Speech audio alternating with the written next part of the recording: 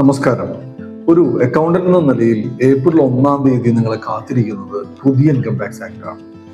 60 കൊല്ലത്തിലേറെ പഴക്കമുള്ള പഴയ income tax act മാറി ലളിതമായ ഭാഷ, കാൽക്കുലേഷൻസിനൊക്കെ ഫോർമുലകൾ, സബ്സെക്ഷൻസിന് പകരം അല്ലെങ്കിൽ സെക്ഷൻസിന് പകരം ടേബിളുകൾ അടങ്ങിയ പുതിയ ഒരു ഇൻകം ടാക്സ് ആക്ട് ആണ് നമ്മൾ കാത്തിരിക്കുന്നത്.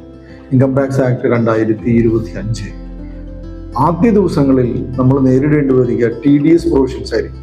അതിൽ തന്നെ ആദ്യ ദിവസങ്ങളിൽ നമ്മൾ പ്രധാനമായിട്ടും നേരിടേണ്ടി വരിക ഓരോ ട്രാൻസാക്ഷൻസും ഏത് ഇൻകം ടാക്സ് ആക്ട് പ്രകാരമാണ് TDS പിടിക്കേണ്ടത്. 1961 ആക്ട് പ്രകാരമാണോ 2025 ആക്ട് പ്രകാരമാണോ എന്നുള്ള സംശയമാണ് പൊതുവെ നമ്മുടെ ഉള്ളിൽ ഉണ്ടാവുക. 3 സാഹചര്യങ്ങളാണ് നമ്മുടെ മുമ്പിൽ വരിക. ഒന്ന്, മാർച്ച് 31-ാം തീയതിക്ക് മുമ്പ് ഇൻവോയ്സ് ചെയ്തിട്ടുള്ള ഒരു ഇൻവോയ്സ് നമ്മൾ മാർച്ച് 31-ാം തീയതിക്ക് മുമ്പ് തന്നെ കൗണ്ട് ചെയ്യുകയാണെങ്കിൽ TDS പിടിക്കേണ്ടത് ഇൻകം ടാക്സ് ആക്ട് 1961 പ്രകാരമാണ്.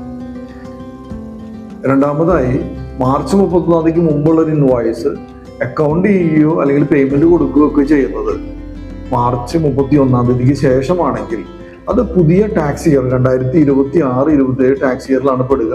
അതുകൊണ്ട് ഈ TDS പിടിക്കേണ്ടതും അടയ്ക്കേണ്ടതൊക്കെ പുതിയ ഇൻകം ടാക്സ് ആക്ട് 2025 പ്രകാരം.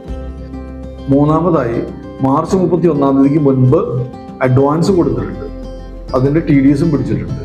അത് 1961 നിയമപ്രകാരമാണ് TDS പിടിക്കുകയും അടയ്ക്കുകയും ചെയ്തിട്ടുള്ളത്. അതിന്റെ ഇൻവോയ്സ് ഏപ്രിൽ 1-ാം തീയതിയോ അതിന് ശേഷമോ വരികയാണ്. പക്ഷെ ഇൻവോയ്സിന്റെ തുക നേരത്തെ കൊടുത്ത അഡ്വാൻസിനേക്കാൾ കൂടുതലാണെങ്കിൽ ആ കൂടുതലുള്ള തുക TDS പിടിക്കേണ്ടത് 2025 നിയമപ്രകാരമാണ്. ഇതൊരു അക്രൂവൽ ബേസിസിൽ അക്കൗണ്ടിങ് നടത്തുന്ന ഒരു സ്ഥാപനത്തിലാണ് ഇത്തരം സാഹചര്യങ്ങൾ ഉണ്ടാവുക.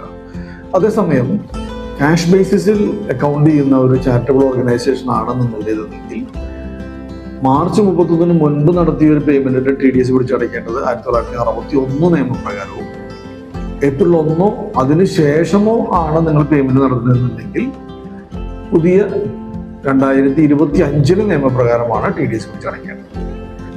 വരും ദിവസങ്ങളിൽ നിങ്ങൾക്കുണ്ടാവുന്ന സംശയങ്ങളോ സാഹചര്യങ്ങളോ നിങ്ങൾ ഇതിൽ രേഖപ്പെടുത്താൻ മറക്കരുത്.